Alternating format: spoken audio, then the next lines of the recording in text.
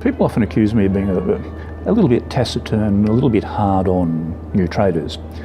And to be honest, I have to put my hand up for that.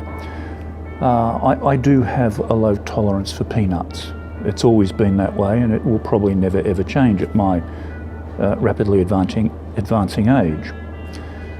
But I'm not unsympathetic to the plight of new traders. And the reason that's come into my thinking is I've just been wandering around the London Investor Show, and I've got several impressions of it. One is, for a city of 9 million people, it's tiny and it's shithouse. There are some things the Poms do really well, and really, really, really well. Investor shows are not one of them.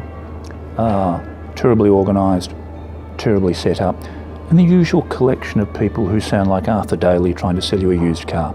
There's everything downstairs, from trading Bitcoin to trading car spaces to trading God knows what. And so I do feel some sympathy for new traders or investors.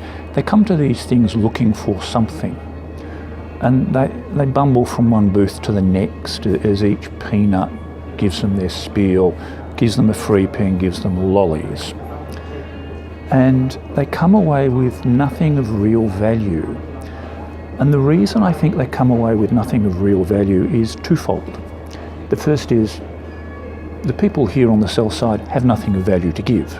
That's why they're on the sell side. I know this because I used to be involved in the sell side. People in broking, financial planning, all the rest, know nothing about markets, and they know nothing about trading. But what new traders fail to realise, what people who have come into markets fail to understand, is they actually already know how to trade. And when they come to these things, what happens is they begin to unlearn how to do it, and they begin to learn all the wrong ways of doing it. Everybody knows that the basis of making a profit in anything is to buy it at X price and sell it at X plus 10. That's not very, very hard. Everybody knows that. Everybody knows the basis of things like money management. Everybody understands concepts such as diversification. We even have very old hackneyed phrases such as never put all your eggs in one basket. That's a statement about diversification.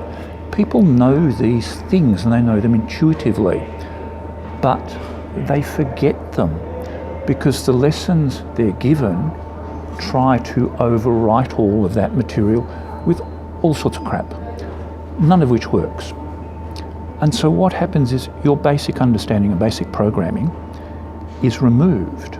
It's overwritten, it's clouded, and you have this enormous confusion that afflicts people. We had breakfast the other day with a mentoree who's living here in London, and he was saying that because he works within high-end banking, throughout the bull market of 2003 through to the GFC, he was continually bearish because the bank was telling him to be bearish.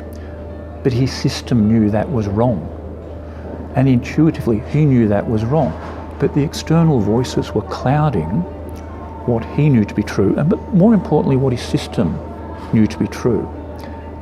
And this is the basis, this is the point that I want to make. People know how to trade, and once they build a system that reflects what they already know, and they begin to follow that system, the need to come to things like this disappears.